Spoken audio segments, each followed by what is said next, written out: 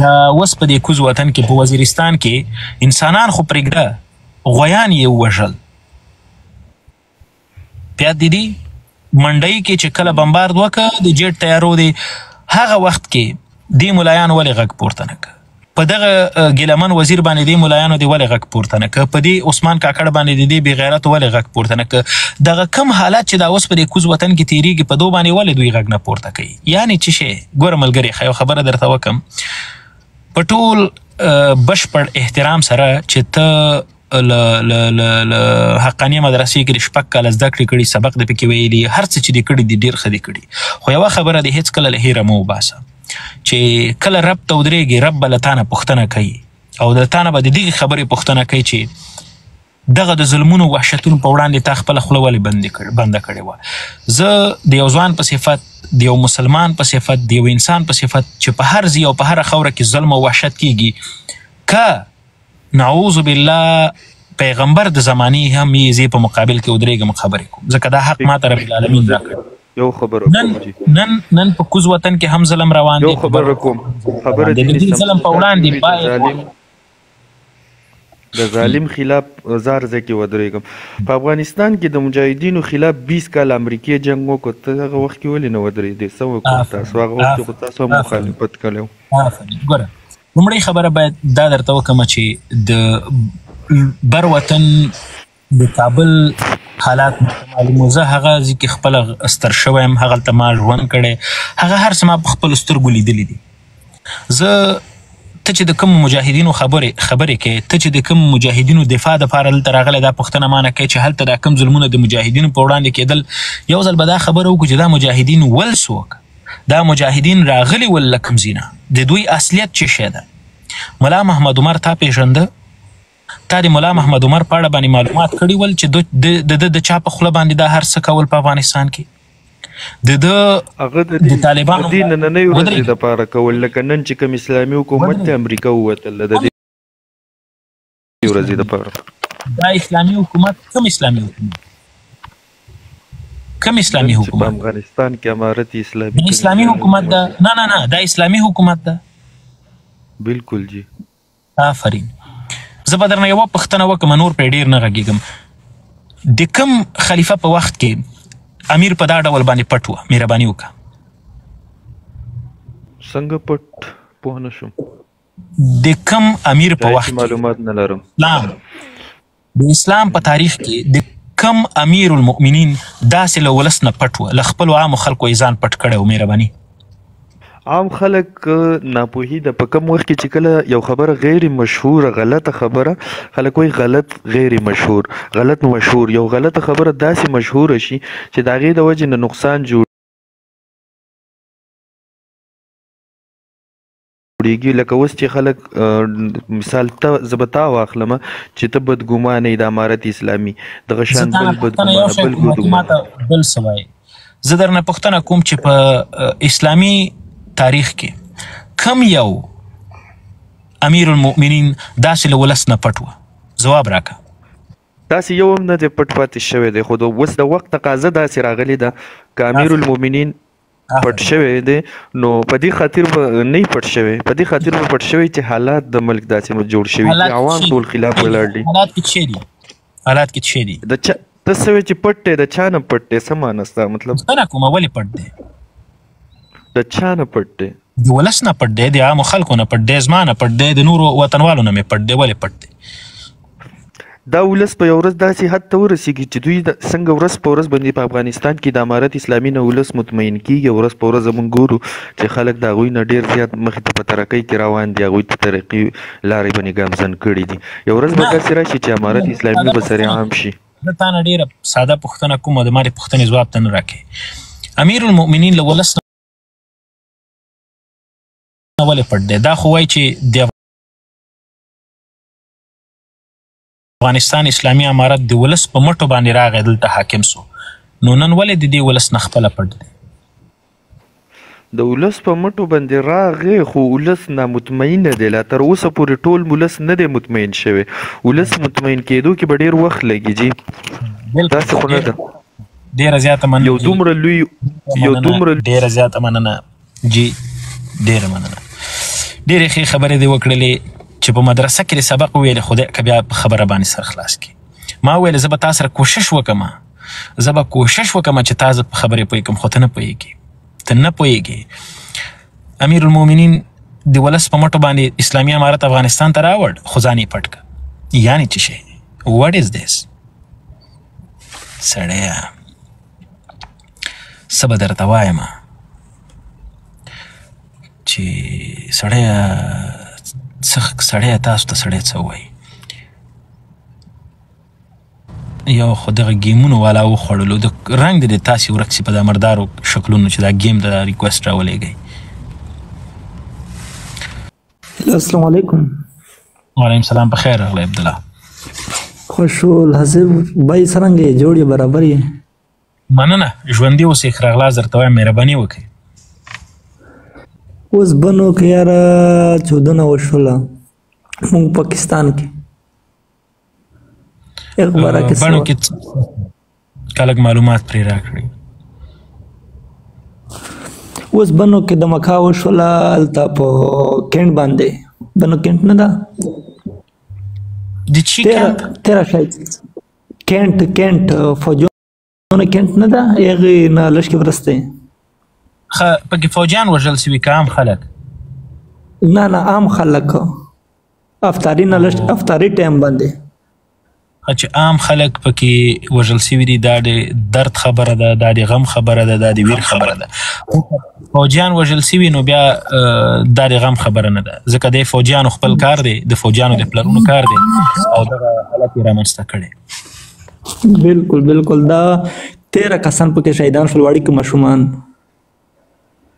او الله دې څه ووایي نو دعا به ورته وکړو نور خاص موږ په لاس کې څه شی نشته او بیا به زه د مکمل د دغې پیښې په اړه معلومات حاصل کړم بیا پرې وغږېږو انشاءالله. مننه عبدالله ورور ډېره زیاته مننه. ښه تنها طالبه په خیر راغلی کمره دې ولګوم. وعلیکم السلام.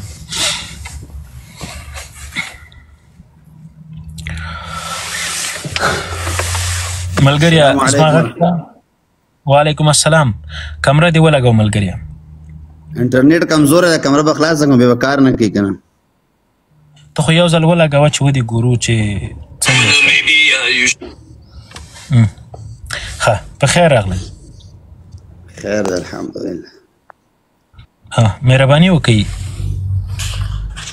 تا د وخت هغه طالب نه تپوسونه کول که نه نو هغه خو په لار بار هم نه پوهېدو پوه شې تا ورته وایي چې امیر المؤمنین چېرته ده او دا چېرته ده او پاکستان کې ته اوس څه وایې چې پاکستان کې جهاد فرض ده او په افغانستان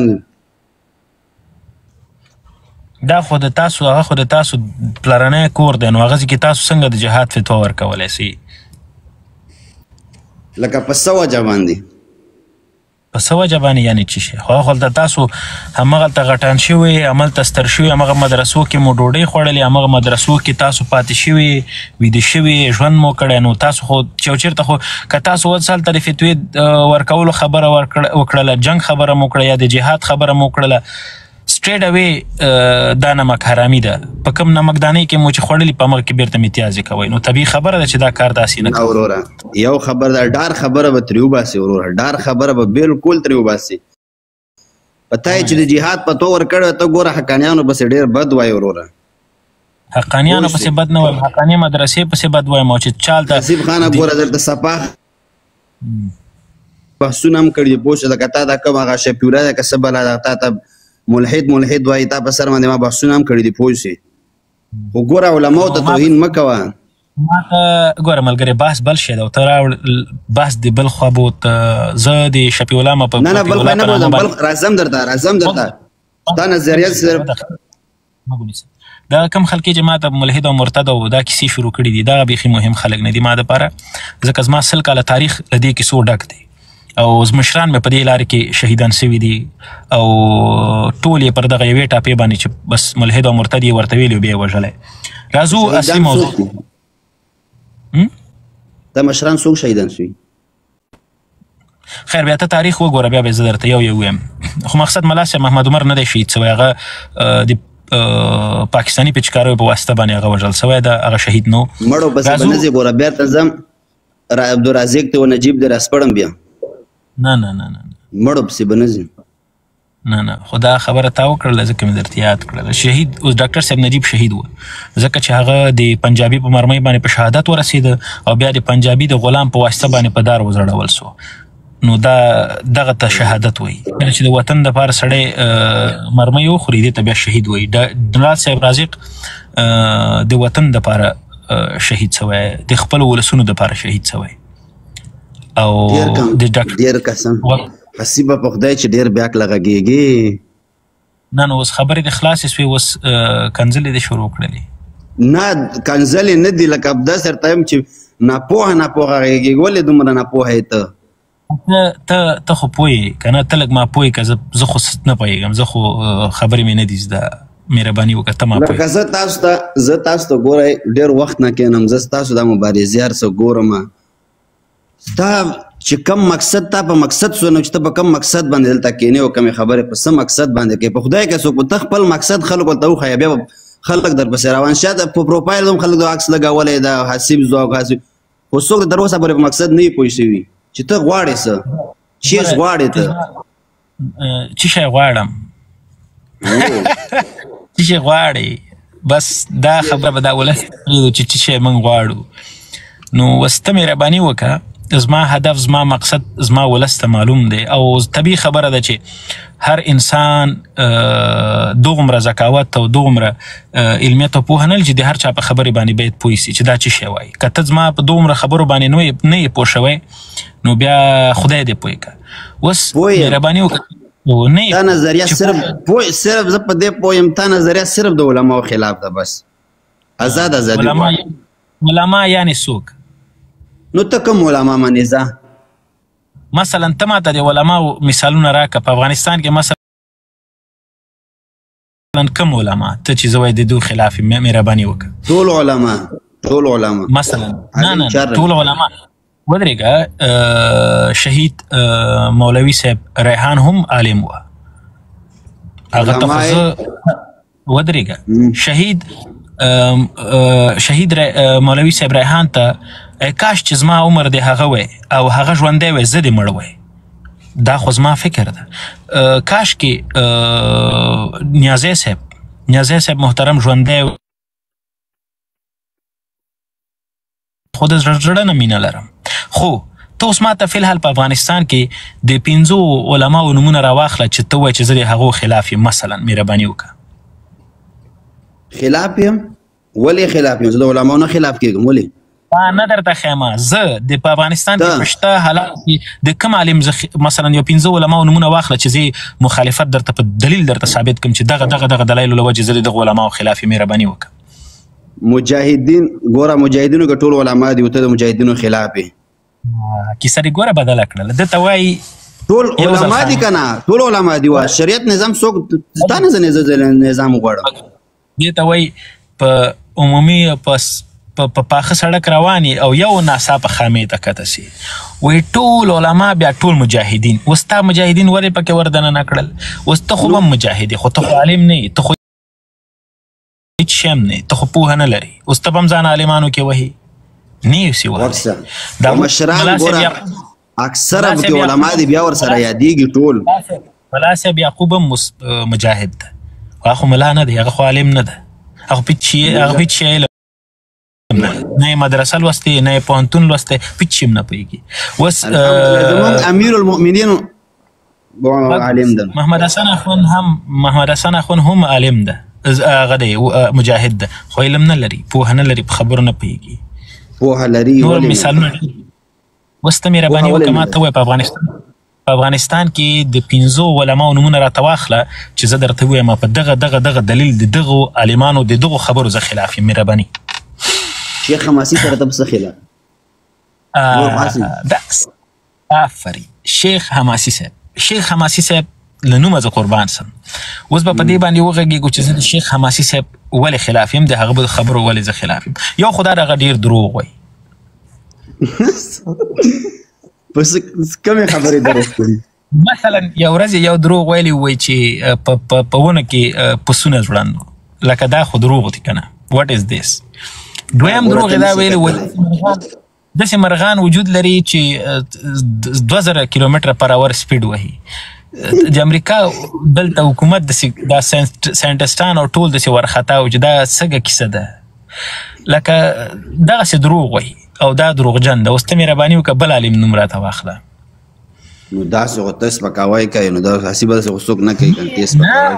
ښځه ته ماته دا ووایه شیخ حماسي چې ویلي و چې په ونه کې پسونه ځوړند دي، ته اوس دا منې؟ و دته به کېږي، نو دا خو بزرګان خلک دي، هغه ما تا ته نه ښکاري، نو موږ څه ګناهګار خلک یو. صحیح ده. بله پوښتنه، شیخ حماسي صاحب ویلي وایي په قرآن شریف کې د لوګر یادونه سوې، اوس ته ماته دا وایي چې لوګر په قرآن شریف کې یاد شوی؟ نه ما خو نه دی اورېدلی لوګر یادونه. وایي هغه دا وایي پکې دا د عذره ولسوالۍ چې ده دا پکې یاد شوی. څه دلیل په لرې کاسې لګیا یاست، خو زه تاسو دومره خبرې جوړې کړم چې نه یقین وکړه دغلته دا لایف کې پښتنه وکړه، دغلته دا ټول لایف کې ناست دي. مړه بس له حسیب یې د اختلاف مه جوړوه، ټول هر څه دې په سر راخیستي، والله که دغه نه بس ته نور اختلاف مه جوړوه.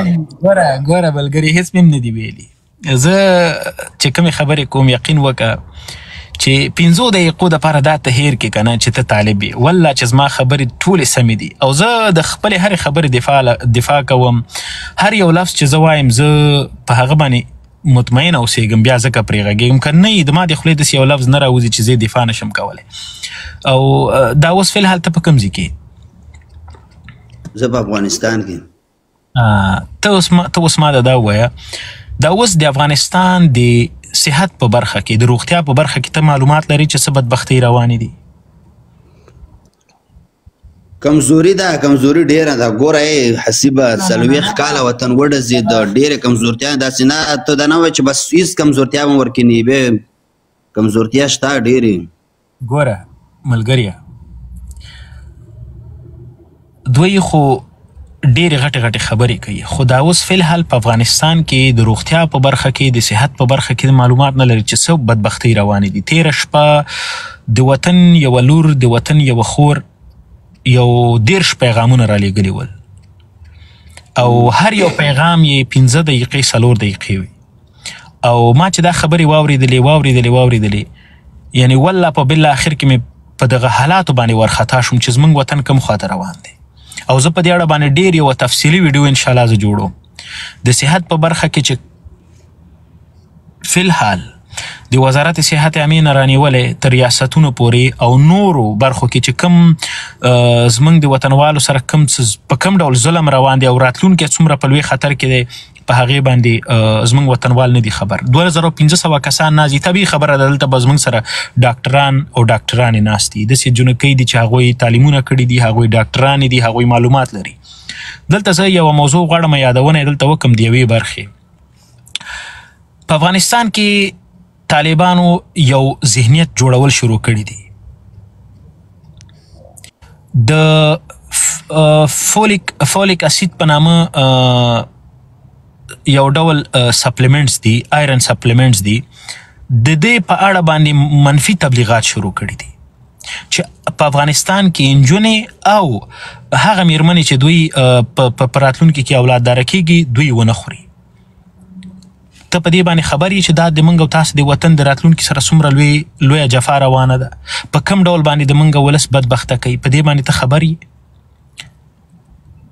دا معلومات یو نو تا په تیر نظام کې کومه خلک خوشحاله او د سر سهولت ورکړو، څومره بدامني چې کومه ناروا او په خدای ورکوانو. تیر نظام خو دغسې نامنې پکې وې، تیر نظام ظالم او خدای ووهه چپی که.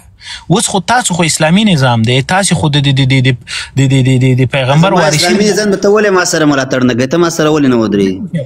زه دغه ملاتړ مې وکړم، اسلامي امارات زنده‌باد. خدشې داسې خو نه نو شی وکړم نو نیم افغانستان په یورپ کې ده، موږ سره چې تاسو نه ودرېږئ، وطن خو دې په قوام باندې جوړېږي. څنګه ودرېږو؟ ښه څه شی وکړو؟ په افغانستان کې د ملا راته راوستی د شخ دی راته په وزارت په څوکۍ کېنولی ده، هلته د ما د وطن ځوانان له تعلیمونو دومره لوی ډیګریانو سره هلته په کورونو نازي او ماته د ملا صاحب مرسن اخون راوستی وزیر د رئیس الوزرا د ټاکلی ښه دا وطن زه به ملاتړ په خالي په خولې باندې وطن جوړېږي هلته خو طرحې پکار دي برنامې پکار دي سیسټم پکار دی سیسټم دپاره کار پکار دی هلته د افغانستان ته پوهېږي که اوس د نړۍ نور دولتونه په نورماله ډول باندې د هفتې 15 ورځې دوی دولتونه د دولتي سکتور کې دوی خپل ولسونو ته خدمت کوي د ورځې 8 یا 10 ساعته زمونږ په کار دا دی چې زمونږ د 12 ساعته نه 14 ساعته سي او په څنګ کې هغه کسان چې طرحې جوړوي برنامې جوړوي دوی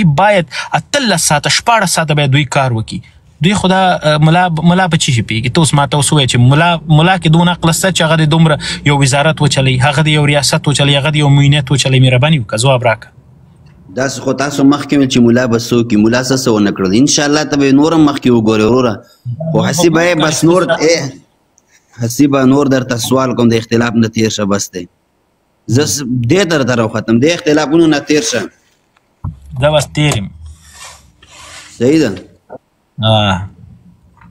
ایا سیر غونته چې چی یې کې ته تېر شه د اختلاف نه بس دی بس تېر شم تا راته وویلې نور ترې نه تېر سوم خلک یو کا خلک کومه بیلاوه ماره سره یو یې که دا خلک خلکو ټول یو سئ خلکو طالبانو ملاتړ وکړئ خلکو نور چې ویم ته ووایه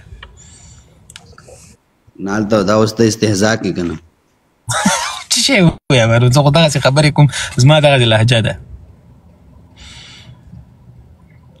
هله به دوی منه چې سبا ویډیو جوړه کړي او شیر یې کوي چې بس نور زه مجاهدینو سره ودرېدم بس زه دغسې ویډیو بخښنه ترېنه غواړم چې څه مې ویلي تر اوسه پورې بد مې کړي نه پوهېدم داسې ویډیو به وکړي بخښنه غواړم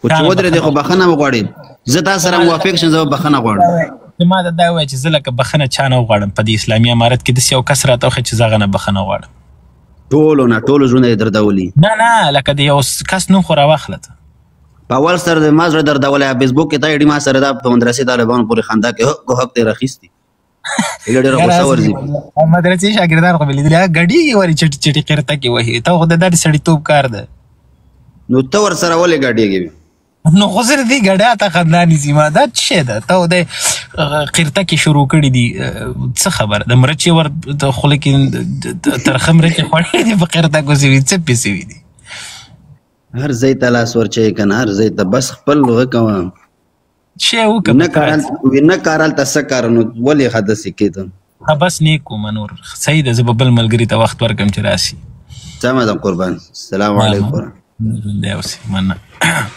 ښه هی وطنه جار شم عادي وطن پیغلې دي نه بخښنه غواړم ویښتان یې اوږده وو ځکه په خولې داسې راغی وطن ځوانان دي دا ښه السلام علیکم وعلیکم السلام ورحمت الله وبرکاته په خیر راغلی احسان الحق نصیب جانه څنګه یې ښه برابرې مننه ژوندي اوسې الله مو خوشحاله څوکال لره کمره که ولګوئ خوشحاله بس دغه دی زه لږ بار یم خو زه ستاسو د زړه نه ډېره زیاته مینه لرم او الله دې په خپل دریځ کې کامیاب لره به زما په زړه ډېر غټ ارمان و زه ستاسو یو دوه خبرې وکړم بس قیمتي وخت مې نه خراب کړم الله دې په خپل ژوند کې کامیاب او آباد لره یوه نړۍ مننه السلام علیکم یوه نړۍ مننه ګورئ داسې نه ده چې یوازې ما سره ټول د مدرسې طالبان ضد لري داسې هم شته چې د دین له ادرسه راځي د اسلام له ادرسه د مدرسو له ادرسه خو خپله مینه دلته ښایي زه په دو باندې ګران یم تاسو داسې دغه باندې د اوږدې سڼې چې په دې هم ګران وم خو بس هسې ضد نیولی وه ضد نیولی وه نو څه وکړه ضد نیولی وه السلام علیکم وعلیکم السلام جوړې په خیر برابرې مننه ژوندی اوسې عظمت مومند په خیر راغلی خیر مننه خپله ښه صحت دې ښه دی مننه ژوندي اوسې الله دې خوشحاله او څوکال لره مهرباني وکړه ورور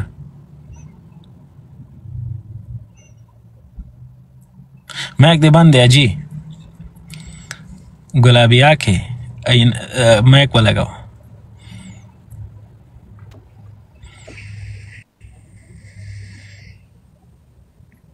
الو اوري اورما څنګه دې غږ نه راوځي لکه چې روژې نیولی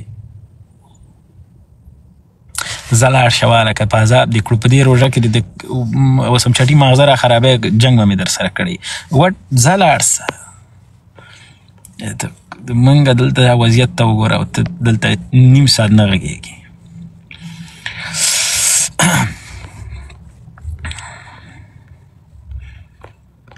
ښه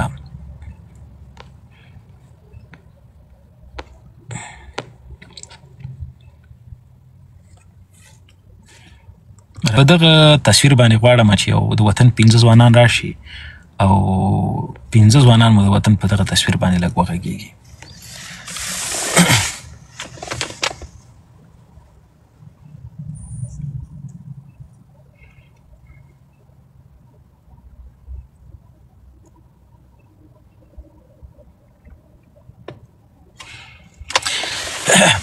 کله چې زه پوهېږئ زه لږ د خبرو طریقه مې او فکر مې بیخي فرق کوي ډېر زیات توپیر لرم له نورو ځوانانو د نورو افغانانو سره زه په دې باندې خبر یم زه ډېری وخت دغه ډول خبرې ما ته خوند نه راکوي زه 15,000 کاله تاریخ لرم او ما نړۍ ماته کړې ده ما روس مات کړی ما انګریز مات کړی ما دا کړي او ما هغه کړي دغه خبرې ما ته خوند نه راکوي او دا مې په شخصي مجالسو کې هم ملګرو ته ویلي چې دغه خبرې مه کوئ دغه خبرې خدای ته وګورئ قرآن ته وګورئ د دې کیسو نور تېر سئ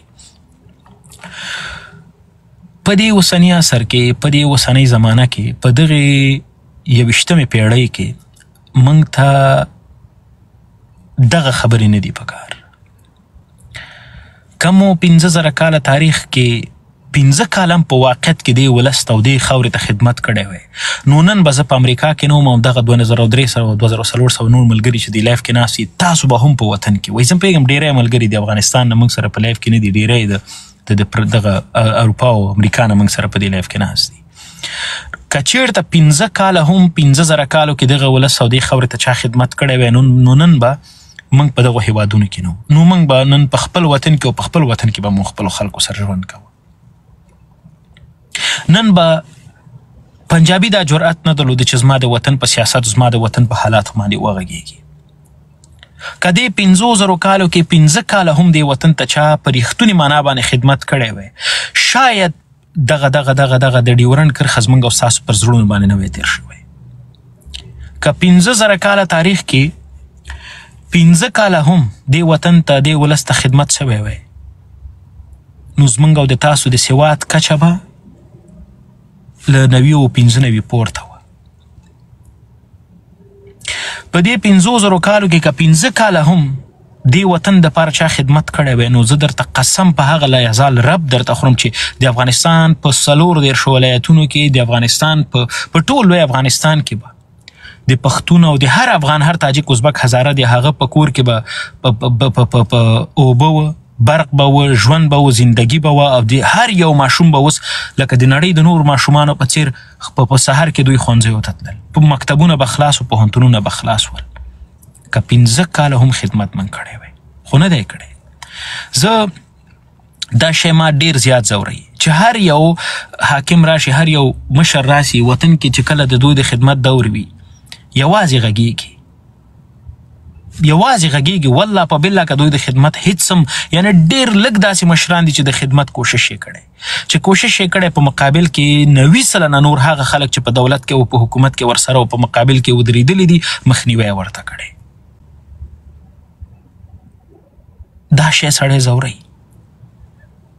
دا شی سړی ځوروي چې کینو منګ افغانان غیرتي یو منګ افغانانو نړۍ ماته کړي منګ دا کړي منګ هغه کړي هیڅ هم نه دي کړي والله په بالله که په کومه ورځ په کوم مجلس کې چېرته لږ داسې په غوره پرش کې وغږېدلې دغه تصویر چې درته یوازې په A4 ورقې باندې پرنټ کړی دغه تصویر یې درته پرنټ کړي او درته یې په دا مخ کې ونیسي چې کم غیرت کم ننګ کم روس ماتول کم انګریز ماتول کم امریکا ماتول کم د نړۍ ماتول مهرباني وکړه په دې تصویر باندې یو 15 دقیقې وغږېږه والله په بالله که درکې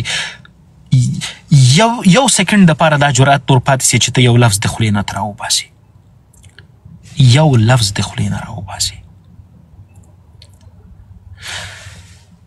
تېره ورځ دا خبرې زه شاید لږ زره ګډې وډې کوم، طبیعي خبره ده، سړي په ذهن باندې دغه حالات تاثیر کوي. زه یو چېرته دنده لرم، هلته زما سره یو بل افغان ملګری مې ده او هغه ته ما دا خبره وکړله، ما ته ګوره چې موږ سره په دغه فیلډ کې چې دا کم په کوم ځای کې ما تا کار کوو، زه او ته یوازې په دغه پوزیشن باندې هستو چې حداقل د کمپیوټر تر شا کینو او کار کوو. زموږ نور افغانان ځوانان چې دلته تا ګوري په دغه نورو ځایونو کې چې کار کوي، دا ډېر زیات دردونکی او ځورونکی ده. خو په همدغه ځای کې د مکسیکو خلک شته، په دې ځای کې د جاپان خلک شته، په دې کې د چین خلک شته، په دې کې د هندوستان خلک شته. دا ټول په ډېرو ښو پوزیشنونو باندې کار کوي، ښې دندې کوي، پاک راځي او پاک ځي. چې لیبر کار د هغه ټول زما افغان کوي، زما افغانان یې کوي. دا شی ډېر د زور او د درد نه ده. نو بیا د غیرت او د ننګ او د 15,000 کاله تاریخ خبرې باید موږ ولې وکړو؟ دا سړی ځوروي.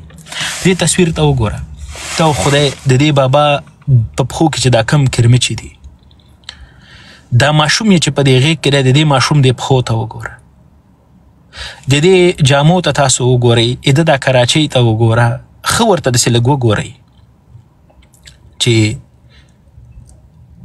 زه به د کم تاریخ د ویاړ خبره کوم، زه به د تاریخ په کم څه شي باندې ویاړم، په کم مشر باندې زه ویاړم چې زه دغه تصویر ته نسم کتلی.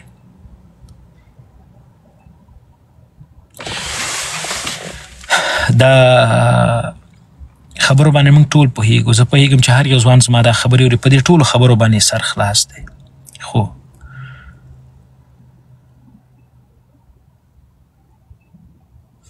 د غیرت خبرې نور باید ونه کوي، د ننګ خبرې باید ونه کوي، د تاریخ خبرې باید ونه کوي. هغه ځوانان چې په دې غربي نړۍ کې دي، له تاسو نه مې غوښتنه همدا ده، تاسو د افغانستان راتلونکي درس ووایئ، تعلیم وکړئ.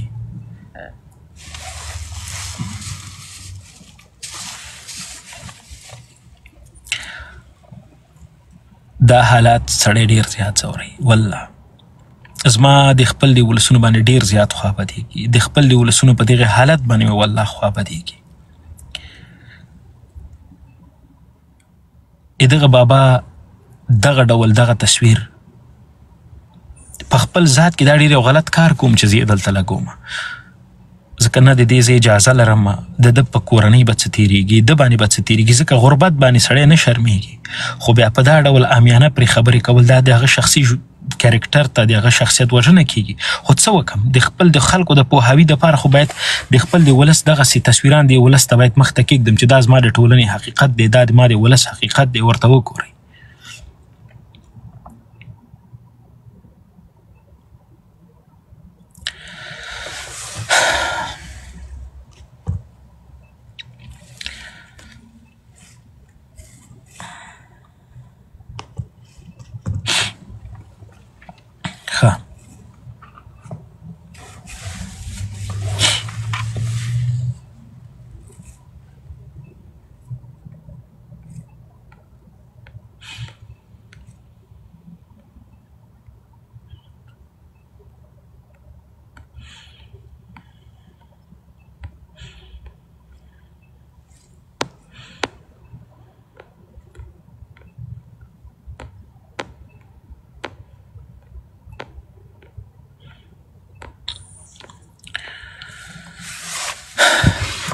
څوک سړی راپورته کوي. اوس چې طالب د راپورته که ما یو پوسټ نن سهار وکته، ما یوه لیکنه رښتیا وکتله، په دې لیکنه کې یو انګریز لیکنه کړې په ټویټر باندې، چې ډېر یو کوچنی کوټ یې لیکلی و.